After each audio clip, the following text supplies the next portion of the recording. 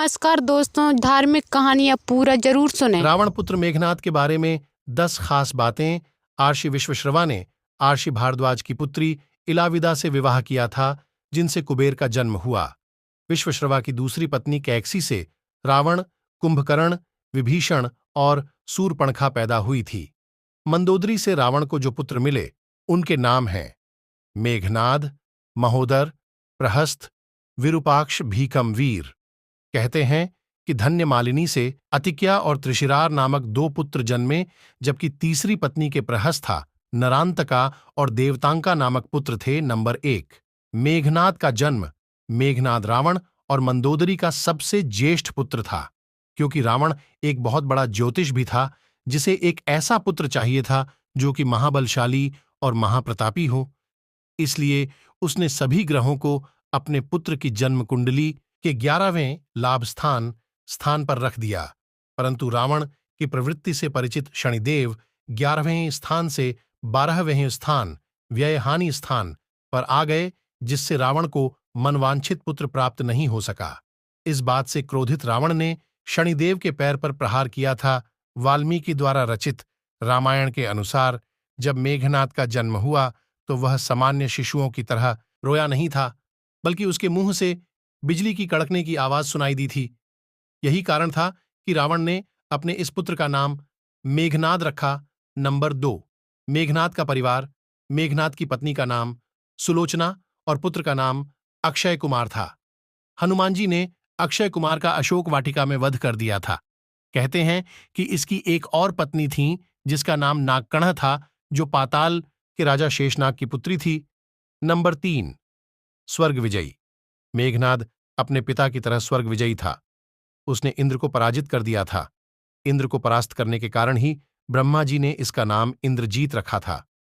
मेघनाद का मूल नाम घननाद था, लेकिन इंद्र को हराने के बाद उसे इंद्रजीत, वासवजीत, शक्रजीत इंद्र कहा गया। नंबर 4, ब्रह्मा का वरदान बंधक। इंद्र को छुड़ाने के लिए जब ब्रह्मा ने आज्ञा दी तो मेघनाद ने इंद्र को बंधन मुक्त कर दिया था। इस पर ब्रह्मा ने कहा, वरदान मांगो। तब मेघनाद ने अमृता का वर मांगा, लेकिन ब्रह्मा ने कहा कि यह देने संभव नहीं, लेकिन उन्होंने इसके समान ही वर जरूर दिया। वर अनुसार अपनी कुल देवी प्रत्यांगिरा के यज्ञ के दौरान मेघनाद को स्वयं त्रिदेव नहीं हरा सकते और नहीं मार सकते थे। नंबर 5, मेघनाद के गुरु। मेघनाद ने शुक्राचार्य और साक्षात महादेव से शिक्षा प्राप्त की थी। महादेव शिव से प्रशिक्षण प्राप्त लगभग सभी दिव्यास्त्रों का झाता बन गया था। किशोरावस्था की आयु होते होते इसने अपनी कुलदेवी निकुंभला प्रत्यांगिरा के मंदिर में अपने गुरु से दीक्षा लेकर कई सिद्धियां प्राप्त कर ली थीं। जब मेघनाथ युवा अवस्था में पहुंचा तो उसने कठिन तपस्या के बल पर संसार के 3 सबसे घातक अस्त्र, ब्रह्मास्त्र, पाशुपतास्त्र और वैष्णव अस्त्र प्राप्त कर लिए थे। नंबर 6, अतिमहारथी योद्धा। आदिकाल से अब तक यही एकमात्र ऐसा योद्धा है जिसे अतिमहारथी की उपाधि दी गई है। इसका नाम उन योद्धाओं में लिया जाता है जो ब्रह्मांड अस्त्र, वैष्णव अस्त्र तथा पाशुपात अस्त्र के धारक कहे जाते हैं। इसने अपने गुरु शुक्राचार्य के सान्निध्य में रहकर तथा त्रिदेवों द्वारा कई अस्त्र शस्त्र एकत्र किए थे। स्वर्ग में देवताओं को हराकर उनके अस्त्र शस्त्र पर भी अधिकार कर लिया था। नंबर 7, पितृभक्त मेघनाद। मेघनाद पितृभक्त पुत्र था। उसे यह पता था कि राम स्वयं भगवान है, फिर भी उसने पिता का साथ नहीं छोड़ा।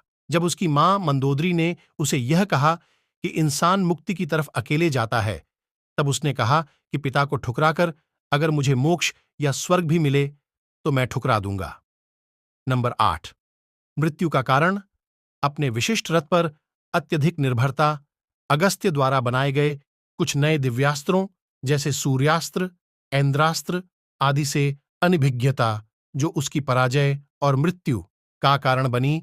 नंबर 9, मेघनाद का वध। कुंभकर्ण के वध के बाद मेघनाद युद्ध में उतरा।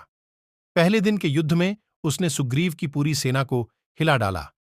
राम और लक्ष्मण भी उसकी मायावी शक्ति के सामने बेबस हो चले थे। क्योंकि उसने अपनी कुलदेवी का यज्ञ प्रारंभ करके ही युद्ध घोष किया था, जिसके प्रभाव से उसका रथ अदृश्य हो जाता था।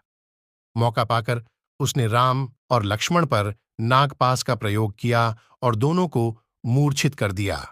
नागपाश से मूर्छित व्यक्ति अगले दिन का सूरज नहीं देख सकता था।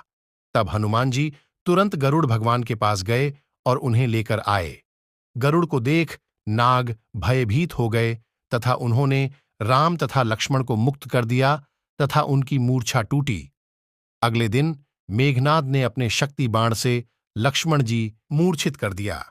तब लक्ष्मण के प्राण को बचाने के लिए हनुमान जी लंका से सुषेण वैद्य को उठा लाए। वैद्य ने हनुमान को उपाय बताते हुए संजीवनी बूटी लाने के लिए कहा। उस संजीवनी बूटी से ही लक्ष्मण की मूर्छा टूटी। तीसरे दिन विभीषण के कहने पर लक्ष्मण वहां जा पहुंचे जहां मेघनाद कुलदेवी का यज्ञ करवा रहा था। यज्ञ में कुलदेवी की पूजा करते समय हथियार उठने की मनाही थी, परंतु फिर भी वहां रखे यज्ञ पात्रों की सहायता से मेघनाद लक्ष्मण से बचते हुए सकुशल लंका पहुंच गया। चौथे दिन मेघनाद को लक्ष्मण ने वीरगति को प्राप्त कर दिया। इसी युद्ध में लक्ष्मण के घातक बाणों से मेघनाद मारा गया। लक्ष्मण जी ने मेघनाद का सिर उसके शरीर से अलग कर दिया और सिर को प्रभु श्रीराम के चरणों में रख दिया। नंबर 10, सुलोचना लेकर आई कटा सिर। यह कथा हमें रामायण में नहीं मिलती है। यह कथा हमें रामायण से इतर दक्षिण भारत की प्रचलित लोक कथा में मिलती है। कहते हैं कि यह किंवदंती है, इसमें सच्चाई नहीं है। रामायण अनुसार प्रभु श्रीराम ने मेघनाद का शव अपने दूतों के हाथ रावण के दूतों को सौंप दिया था। श्रीराम मेघनाद की मृत्यु की सूचना मेघनाद की पत्नी सुलोचना को देना चाहते थे। उन्होंने मेघनाद की एक भुजा को बाण के द्वारा मेघनाद के महल में पहुंचा दिया। वह भुजा जब मेघनाद की पत्नी सुलोचना ने देखी तो उसे विश्वास नहीं हुआ कि उसके पति की मृत्यु हो चुकी है। तब कटे हाथ ने लिखकर लक्ष्मण का गुणगान किया। रावण को सुलोचना ने मेघनाद का कटा हुआ हाथ दिखाया और अपने पति का सिर मांगा। सुलोचना रावण से बोली कि अब मैं एक पल भी जीवित नहीं रहना चाहती, मैं पति के साथ ही सती होना चाहती हूं। तब रावण ने कहा, पुत्री 4 घड़ी प्रतीक्षा करो, मैं मेघनाद का सिर शत्रु के सिर के साथ लेकर आता हूं। लेकिन सुलोचना को रावण की बात पर विश्वास नहीं हुआ।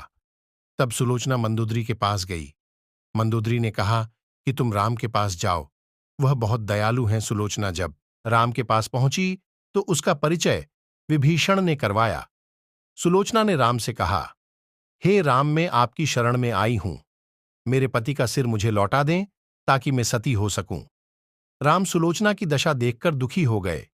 उन्होंने कहा कि मैं तुम्हारे पति को अभी जीवित कर देता हूं। सुलोचना ने कहा कि मैं नहीं चाहती कि मेरे पति जीवित होकर संसार के कष्टों को भोगें। मेरे लिए सौभाग्य की बात है कि आपके दर्शन हो गए, मेरा जन्म सार्थक हो गया, अब जीवित रहने की कोई इच्छा नहीं। राम के कहने पर सुग्रीव मेघनाद का सिर ले आए, लेकिन उनके मन में यह आशंका थी कि मेघनाद के कटे हाथ ने लक्ष्मण का गुणगान कैसे किया।